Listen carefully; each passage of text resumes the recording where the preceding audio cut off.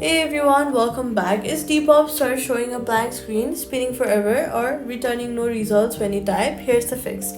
First, force close the app completely from your recent apps, swipe it away from your phone, then wait for a few hours and reopen it.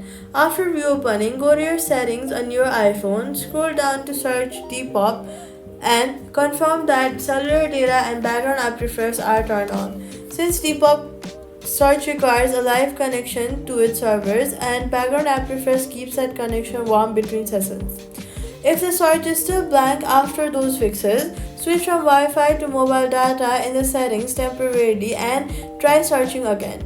Depop search sometimes fails specifically on certain home Wi-Fi configurations.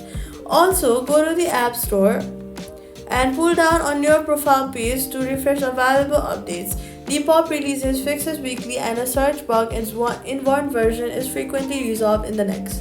So all you've got to do is force close and reopen, check connection settings, try switching networks, and update from App Store. Depop search loads, and that's it. Subscribe.